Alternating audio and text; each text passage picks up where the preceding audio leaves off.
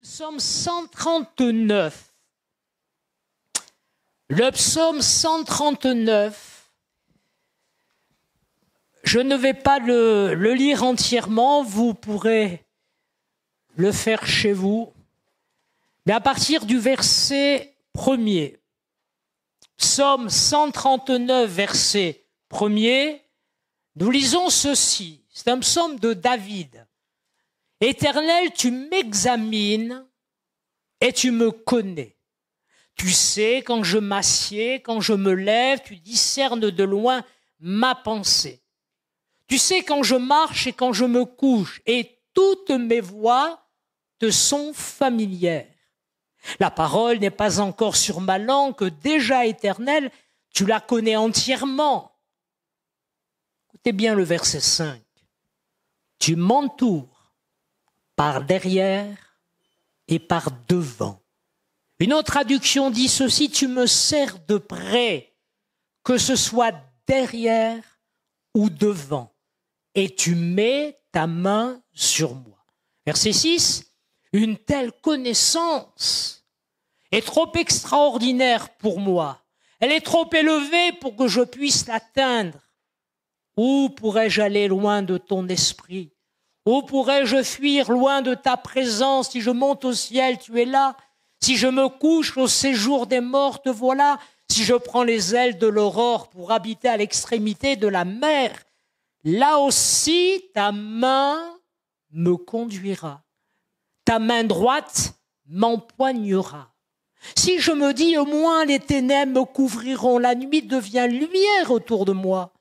Même les ténèbres ne sont pas obscures pour toi. La nuit brille comme le jour et les ténèbres comme la lumière. C'est toi qui as formé mes reins. Lisez bien attentivement ceci. Je dis à quelqu'un, tu as été voulu de Dieu. Tu as été voulu de Dieu. Vous voyez, souvent on parle d'une manière un peu du fœtus humain. Ah, mais c'est pas un être humain, c'est pas encore un enfant. Écoutez bien ceci. Écoutez bien ceci. Je disais il y a peu de temps, il y aura des milliards d'enfants dans le ciel. Je le crois. Je ne sais pas comment ça peut se produire, mais tous les enfants avortés seront dans le ciel. Gloire à Dieu, tous les enfants massacrés seront dans le ciel. Tous les enfants massacrés par ce despote, eh bien, d'Hérode seront dans le ciel. Il y aura beaucoup d'enfants dans le ciel et l'Écriture nous dit, c'est toi qui as formé mes reins, qui m'as tissé dans le ventre de ma mère. Je te loue de ce que je suis une créature si merveilleuse. Est-ce qu'on peut le dire ce soir? Je te loue de ce que je suis une créature si merveilleuse. Oh, quelqu'un dit, oh, mais si seulement j'étais un peu plus grand. Vous savez, moi, quand j'étais jeune, c'est ce que je me disais, je voudrais être plus grand. Mais finalement, j'ai pas prié pour devenir plus grand quand je me suis converti, c'était fini. Hein. Mais je te loue. Vous voyez, accepter comme on est, ce que l'on est. Tes œuvres sont admirables, je le reconnais bien. Mon corps n'était pas caché devant toi. Lorsque j'étais fait dans le secret, tissé dans les profondeurs de la terre, je n'étais qu'une masse informe, mais tes yeux me voyaient. Et sur ton livre étaient inscrits tous les jours qui m'étaient destinés avant qu'un seul d'entre eux n'existe. Que tes pensées, ô Dieu, me semblent impénétrables, que leur nombre est grand. Comment les compter? Elles sont plus nombreuses que les grains du sable. Je me réveille et je suis encore avec toi. Vous avez sans doute compris, puisque j'ai donné notre traduction du verset 5, que c'est notre verset clé. Pour ce soir, tu m'entoures ou tu me serres de près, par derrière, par devant. Tu mets ta main sur moi, un peu plus loin, il est dit encore, eh bien, si je prends les ailes de l'aurore pour habiter à l'extrémité de la mer, là aussi, ta main, la main de Dieu, la bonne main de Dieu me conduira, ta main droite m'empoignera. D'abord, il faut dire ceci, c'est que le psaume 139 est un psaume absolument remarquable. La toute science, la toute connaissance de Dieu eh bien, tel est le sujet que développe ce psaume. Et vous remarquerez que d'entrée, David, eh bien, le fait avec une simplicité remarquable, une élévation spirituelle et une puissance de langage qui saisit notre cœur. Et c'est également un psaume où Dieu est tout proche. D'une manière générale, les théologiens, alors, faut pas que vous ayez peur de ce mot, parce que théologie, c'est simple comme tout, c'est l'étude de Dieu. Et quand vous lisez la Bible, quand vous fouillez la Bible, quand vous êtes un peu comme les Juifs de Bérée, il faut être comme ça, et rester comme ça, vérifier si ce qu'on vous dit est bien biblique, est bien scripturaire. Et lorsqu'on fouille, lorsqu'on cherche, lorsqu'on réfléchit à ce que l'on a lu, on fait de la théologie. On étudie Dieu, sa nature, ses attributs, ce qui est propre à la nature de Dieu. Et donc, en théologie, eh bien, il y a des choses profondes. Et si, comme je le disais il y a quelques secondes, ce psaume est profondément théologique, il est profondément pratique. Il est question d'abord, à travers les déclarations de David, de l'omniscience. Il a toute connaissance. Il connaît tout de moi. Est-ce que nous sommes convaincus? Mais je veux vous dire ceci. Est-ce que nous sommes pleinement convaincus? Vous allez comprendre où je veux en venir. Que Dieu nous connaît parfaitement. Parle pas des autres, hein. Dieu ne parle pas aux absents ce soir. Ils sont pas là, hein. Dieu connaît tout de moi. Alors c'est rassurant pour quelqu'un qui va me dire « Oh, c'est bon ça me permet de réaliser que Dieu sait où j'en suis, il connaît mes larmes secrètes, il connaît mes luttes, mes combats, il connaît mes épreuves, il connaît mes difficultés. » C'est vrai, c'est vrai. Mais il connaît tout ce qui est caché en nous. Il connaît les secrets, choses que même votre femme, votre mari, les enfants ne s'imaginent même pas. Ça existe. Nos passions, nos vices. Il sait tout. Alors quand je relis ces versets, bien sûr, je suis émerveillé de voir la grandeur de Dieu. Il sait tout de moi, il sait dans quelle situation je me trouve. Et il répond, il agit, il se manifeste. Mais il y a un moment donné, il y a un sentiment de petitesse. Eh bien, dans mon âme, Seigneur, c'est vrai. Tu sais tout. Quand je m'assieds, quand je me lève, avant même que la parole soit sur ma langue, toi de loin. Il est même dit de loin. Dieu ne fait pas une enquête minutieuse pour savoir à quoi on réfléchit. Non, il sait.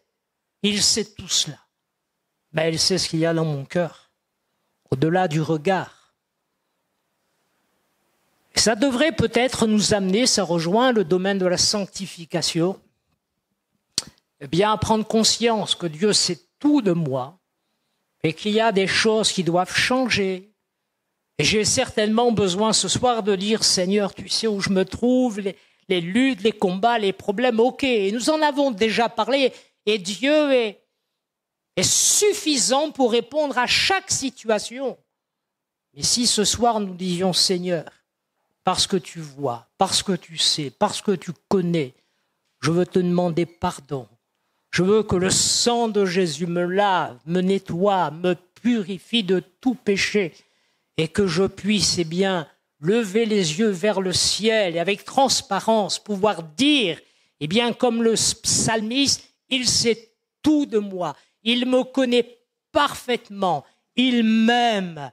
Et même s'il y a des choses qui ne sont pas sa gloire, je lui demande pardon, je les remets au pied de la croix. Et là, je crois que le sang de Jésus est efficace pour me laver, me purifier. N'est-il pas écrit, j'aime beaucoup ce verset, si nous confessons nos péchés, Dieu est fidèle et juste pour nous les pardonner et nous purifier de toute iniquité.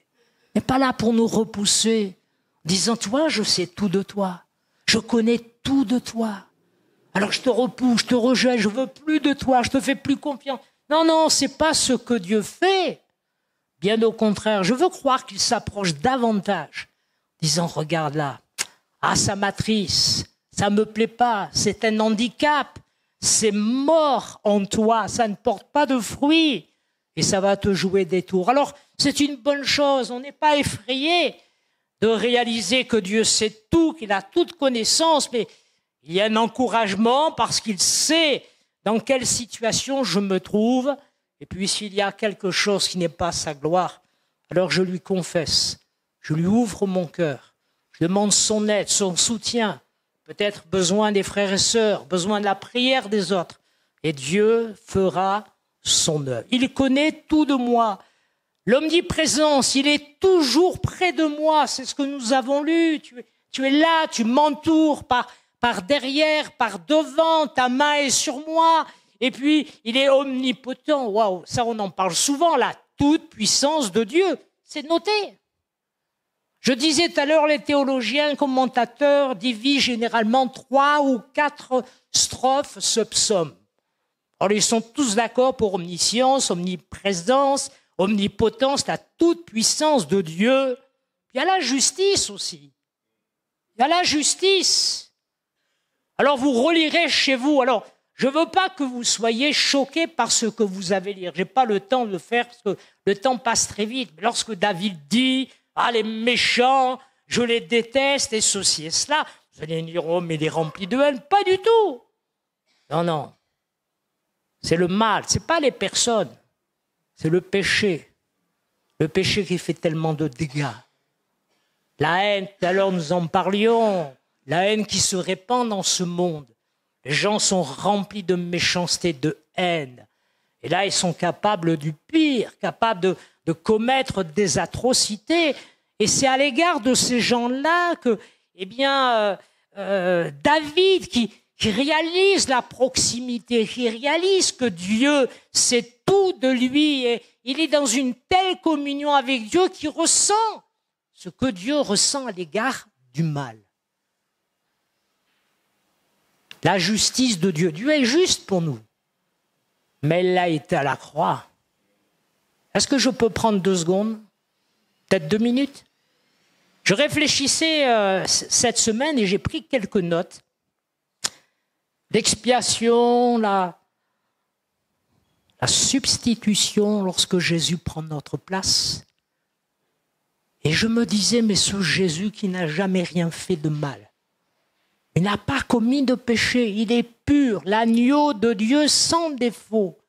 Je peux comprendre qu'à Gethsémane, si toutefois cette coupe pouvait s'éloigner de moi, non pas qu'il a eu peur, pas qu'il voulait y renoncer, mais il ne savait pas ce qu'était le péché. Lui, il voyait les conséquences du péché, il voyait le mal lorsqu'il était sur cette terre, les gens malades, les gens possédés, il voyait les mensonges, l'hypocrisie, le mal qui ravageait le cœur de l'homme. Mais lui ne l'a jamais vécu. Et à la croix, il y a ce transfert douloureux et terrible, c'est que Jésus, le juste, il prend mes péchés anciens, mes péchés présents, mes péchés à venir, parce qu'il y en aura encore immanquablement. Tant que je ne suis pas dans le ciel, dans la perfection, il y aura les chutes, il y aura des moments où par précipitation, je vais faire quelque chose qui ne plaît pas à la gloire de Dieu. Mais il ne l'a pas fait que pour moi ou que pour nous. Il l'a fait pour des milliards d'êtres humains. Vous imaginez un peu, essayez un peu. Il a pris les péchés de milliards d'individus, lui, sans tache et sans défaut. Il a été jugé à cause de ça.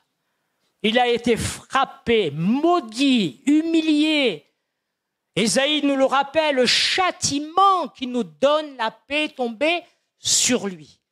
Et quand je dis il y a eu un échange, un transfert, c'est que lui a pris le péché des hommes et nous avons eu sa justice.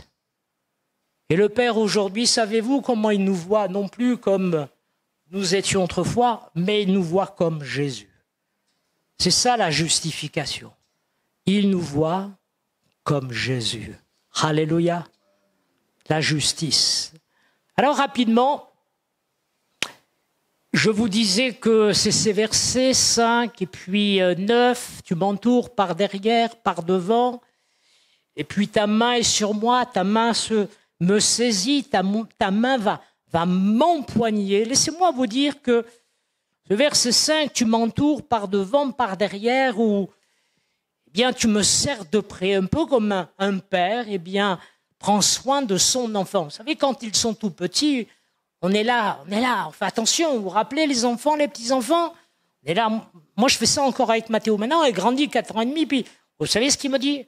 Papy, j'ai grandi, je suis un grand garçon maintenant, je me débrouille. Donc, quand il va à la douche, c'est tout seul, tire le rideau et se douche. De temps en temps, il faut faire attention parce que sinon, ces jeux, vous savez, la pomme de douche, elle devient vite un pistolet à eau. Hein. Oui, ça va de partout. Et après, il faut nettoyer. Mais je le prenais la dernière fois pour l'amener à la piscine. On marche, il me tient la main, on va traverser, mais dès que les portes du bus s'ouvrent, c'est terminé. Hein. Il veut monter tout seul. Non, je monte tout seul. Alors il monte. Bonjour monsieur au chauffeur. Et il va vite, mais lui en courant pour s'asseoir. Je lui ai dit, il faut vite te mettre en sécurité. Mais je cours derrière et sans le toucher pour pas qu'il me dise quoi que ce soit, je suis là, je veille. C'est normal. Le bus, il démarre rapidement. Demandez à ma belle-mère le coup qu'elle s'est prise il y a peu de temps lorsque le bus a démarré et elle est partie en arrière et Dieu l'a gardée, elle aurait pu se tuer. Donc voyez-vous, je crois que c'est ce que Dieu fait. Et puis au fur et à mesure que nous grandissons, il nous laisse un peu plus de distance. Mais elle prend soin de nous. Il veille sur nous. Et ce geste, eh bien, tu m'entoures par devant, par derrière. Laissez-moi vous dire, c'est le geste de l'amour qui protège. C'est le geste de l'amour qui protège. Croyons-nous ce soir encore, malgré tout ce qui se passe, que Dieu est encore et encore ce Dieu qui nous protège. Aïe. Il nous protège. Il nous protège. Regardez on peut lire, je t'avais dit que je le mettrais à la fin, mais Esdras. À moi, Esdras, ça m'a fait tellement de bien. Esdras, chapitre 8 et le verset 21. La main de celui qui nous protège. Regardez. Vous l'avez le texte? Alors rapidement, il sort de Babylone, notre Esdras, avec bon nombre de personnes. Il a des recommandations du roi Artaxerxès. Et il est dit au chapitre 21, là, près du fleuve d'Ahava, j'ai proclamé, c'est Esdras qui parle, un jeûne d'humiliation devant notre Dieu afin de le prier de nous accorder un heureux voyage à nous, à nos enfants et à tout ce qui nous appartenait. Écoutez bien, j'aurais eu honte de demander au roi une escorte et des cavaliers pour nous protéger contre l'ennemi pendant la route, car nous lui avions affirmé la main de notre Dieu repose sur tous ceux qui le recherchent afin de leur faire du bien. Le roi a certainement proposé à Esdras, écoute, je t'envoie des hommes, moi tu sais j'ai des gardes, le premier qui s'approche il les découpe en deux, parce que c'était des routes qui n'étaient pas sûres. D'ailleurs un petit peu plus loin il dira que la main de Dieu les a gardés, il y avait des brigands, il y avait des voleurs, c'était des régions où il y avait des razzias constamment. Mais eux ils ont fait un jeûne, ils ont prié afin que la main de Dieu se pose. Nous le disions la semaine dernière, alors qu'on parlait d'Antioche, on disait que rien ne peut se faire sans la main de Dieu. Seule la main de Dieu fait avancer, fait progresser, fait croître. Et nous croyons, besoin de cette bonne main de Dieu, eh bien, qui fait avancer l'Église et qui se manifeste au milieu de nous. Mais cette main, l'action de Dieu, c'est le fruit de la recherche de Dieu. Vous avez vu, qu'est-ce qu'il est dit? Près du fleuve d'Ahava, j'ai proclamé un jeûne, on a prié, on a cherché la face de Dieu, et la main de Dieu est au rendez-vous. Et ils ont été protégés. Alors je crois à la protection de Dieu. Ils ont été protégés sur ces routes où il y avait des brigands, où il y avait des assassins, il y avait toutes sortes de gens méchants et mauvais. Voyons tout simplement ce soir que, eh bien, ce geste, tu m'entoures par devant, par derrière, il est d'actualité. Et que ce geste est celui de l'amour qui nous protège. Il prend soin de nous. Nous sommes enveloppés par son amour, enveloppés de sa présence. Par devant, c'est le geste de l'amour qui conduit. Par derrière, je protège. Par devant, je conduis. Le geste de l'amour qui conduit les croyants, nous tous, nous sommes bien guettés par différents dangers. Le danger de s'arrêter, tout bonnement, tout simplement, s'arrête à un moment donné dans notre course, et bien à cause de la fatigue, l'épreuve, la solitude, l'incertitude, la dureté de la vie, les menaces. On s'arrête, se dit c'en est assez. Et nous avons parlé il y a quelque temps aussi de ces gens qui malheureusement s'arrêtent et nous prions pour eux, pour qu'ils puissent revenir et qu'ils puissent poursuivre. Dieu leur fera grâce, gloire à Dieu. Je pense toujours à Naomi qui est partie avec son mari, ses enfants, dans un pays étranger. Ils ont trouvé la mort, ils ont trouvé des choses terribles. Lorsqu'elle est revenue parce qu'elle avait entendu que Dieu avait visité son peuple. Elle est revenue. Lorsque les gens apprennent que Dieu visite son peuple, qu'il y a de la nourriture, on a des messages, il y a des dons spirituels, il y a la vie de Dieu, il y a la manifestation de la gloire de Dieu, eh bien ceux qui se sont arrêtés, nous prions pour cela, ils reviennent à Bethléem, ils reviennent à la maison du pain, ils reviennent pour recevoir de la nourriture, des forces vives, pour recommencer d'une manière toute nouvelle avec Dieu. N'oublions jamais ceux qui se sont arrêtés, n'oublions jamais ceux qui nous ont quittés. J'aime pas ce mot rétrograde, pardonnez-moi, je le trouve nul. Ne parlez pas de rétrograde. Parler d'hommes, de femmes, des amis, des membres de notre famille qui se sont arrêtés. Ils se sont arrêtés pour différentes raisons. Et nous devons les aimer parce que Dieu les aime. Dieu ne veut pas qu'ils se perdent. Dieu ne veut pas qu'ils s'égarent davantage. Dieu ne veut pas qu'ils s'enlisent encore plus dans le mal. Mais prions pour qu'ils reviennent à la maison du pain et que le Seigneur leur fasse beaucoup de bien. Donc il y a le danger de s'arrêter, l'épreuve, la solitude, la dureté de la vie, le danger de se tromper de direction. Ça vous est jamais arrivé? Ouh, je sais de quoi je parle. Pourquoi se tromper de direction? Parce que Dieu nous a dit à gauche et nous on va à droite. Non, ça c'est Jonas, ça c'est la désobéissance. Mais parfois on se précipite. Qui ne s'est jamais précipité ici?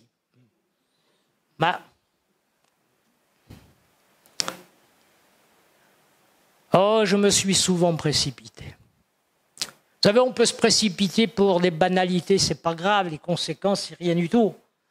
Mais il y a des domaines, quand vous vous précipitez, que vous vous engagez, les conséquences, elles sont différentes. Donc soyons prudents, il y a toutes sortes de dangers.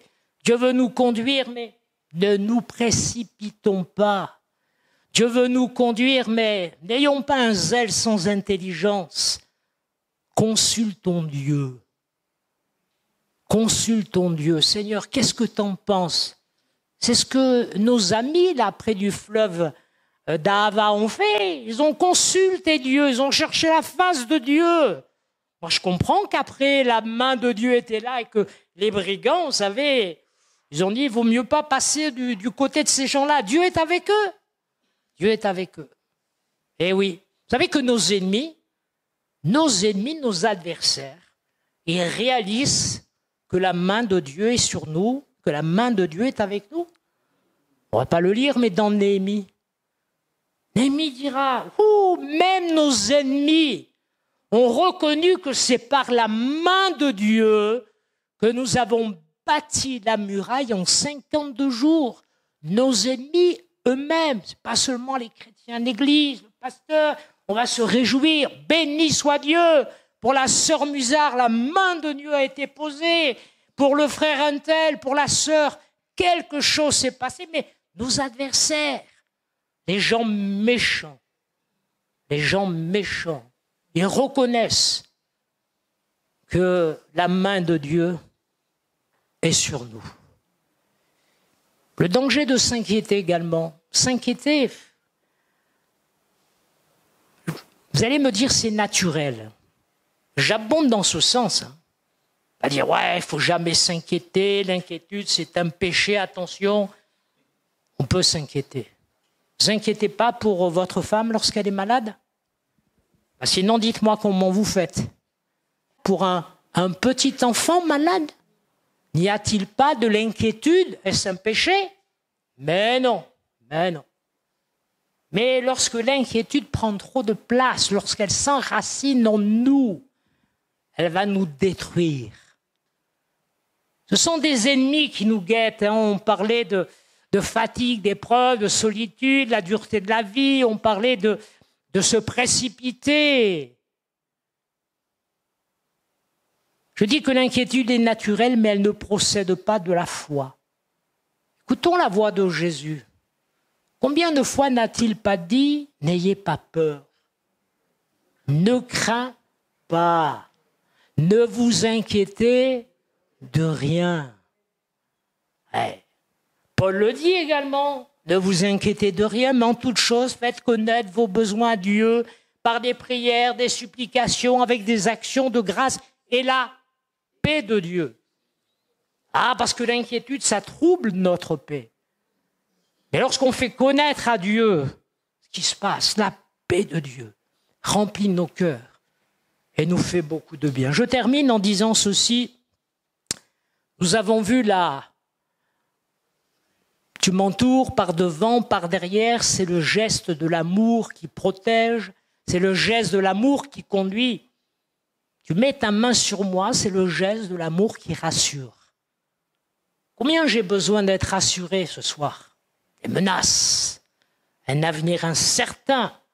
Lorsqu'on apprend tout ce qui se passe dans le monde, il suffit de regarder un peu les informations. Vous savez, moi, j'ai des gens qui me disent, moi, je ne regarde plus, Je ne regarde plus parce que je suis effrayé.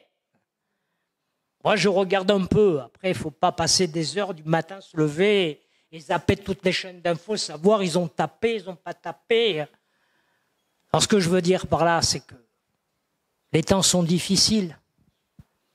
Il y a une précipitation. Mais nous sommes rassurés parce que nous sommes enfants de Dieu, que Dieu veille sur nous, que Dieu prend soin de nous. Alors gardez à l'esprit cette image, ce verset. On aurait pu développer davantage, j'avais noté d'autres points encore, mais moi j'aime savoir, j'aime prendre conscience que Dieu m'entoure, il me sert de près, par derrière et par devant. Il me rassure, il me conduit et il me protège. Gloire à Dieu. On peut prier ensemble? Notre Père, merci pour ces quelques mots très simples, mais que c'est bon de savoir que nous avons un Dieu tout-puissant, qui sait toutes choses, qui est juste, qui prend soin de nous et qui nous fait grâce. Que c'est bon de savoir que tu es celui qui nous sert de près, par devant, par derrière. Tu nous enveloppes de ton amour, de ta grâce. Tu ne veux pas que nous nous égarions, tu ne veux pas que nous nous perdions, tu ne veux pas que nous nous précipitions, mais tu veux que nous suivions tes voies afin d'avancer, de progresser, de glorifier ton nom. Viens nous secourir ce soir. Et viens bénir en particulier peut-être un frère, une sœur, une personne au milieu de nous, dans une grande détresse, dans une grande souffrance, dans une grande difficulté, et qui a besoin de savoir et bien que Dieu l'aime, qu'elle a été voulue de Dieu, que Dieu a des projets pour elle, et que tu veux l'entourer de ton amour et de ton affection. Au nom de Jésus-Christ. Amen.